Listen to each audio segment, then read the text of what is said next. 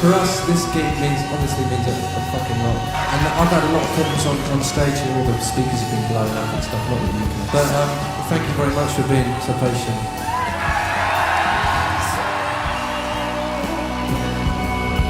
That you choke, that you choke. The obvious one is to say 97 in Glastonbury. I think the repercussions of that were extraordinary. In terms of the impact on stage, it was impossible to fathom that. You've described that as the worst night of your life. Drama queen? Yeah, probably drama queen. I mean, obviously it wasn't. It was like a form of hell because we were doing something that was a dream. To play Pyramid Stage on a Saturday night, it doesn't get better than that. To find yourself in the situation where we were in crisis mode, the equipment failure was happening. This should be a heaven, but actually this is a kind of a hell.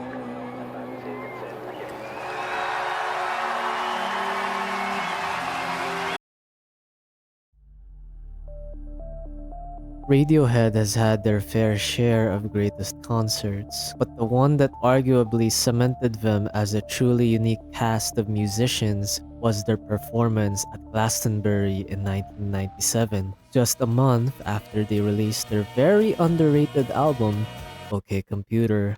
In retrospect, the show was godly, it sounded great, and the setlist was near perfect. But not everything went according to plan. You can't beat it. There's no better drug than playing a gig and going well and just you're up for hours. This is kind of like a very important gig for us, so we're all very nervous about it. Are you really nervous? Yeah. You still get nervous before a gig? Every time. It's important. It shows you care.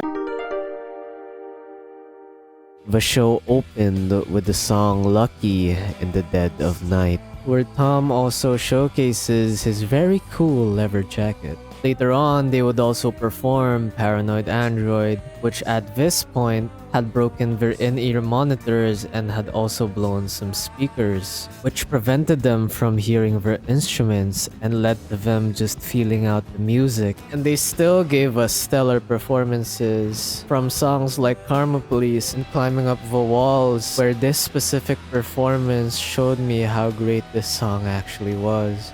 And the fact that Tom was getting mad about the stage lights. Andy, can you turn on the lights so we can see the people, because we haven't seen them yet.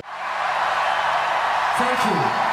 Hello. Also caused him to get more irritated as the show went on. All of this eventually led to Tom leaving the show in the middle of talk show host.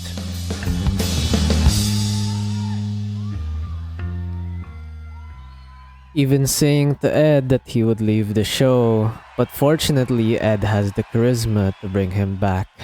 They performed a couple more songs and they would end the show on Street Spirit, and the rest is history. Thank you very, very much. Enjoy the rest of your weekend. Thank you. You're really good. Excellent. The end of the show was really heartwarming since after performing what is to them a very grueling concert, they still thank everyone in the audience for attending, which I think shows how great Radiohead is as a band.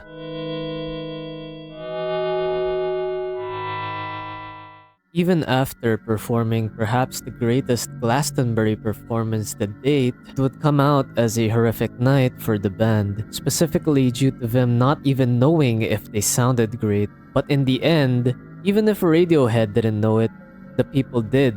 And for more years to come, Radiohead would return to the Pyramid Stage multiple times. But this performance would not be forgotten, as later down the line in their Kid A recording sessions, Tom would mention the Glastonbury performance in How to Disappear Completely, with the lyrics, strobe lights and blown speakers, fireworks and hurricanes, celebrating the dreadful reality of being blinded in the face and not being able to hear your own instruments, all whilst having fireworks up in the sky. No wonder Tom wanted to disassociate from reality, as this was pretty much the world punching him in the balls.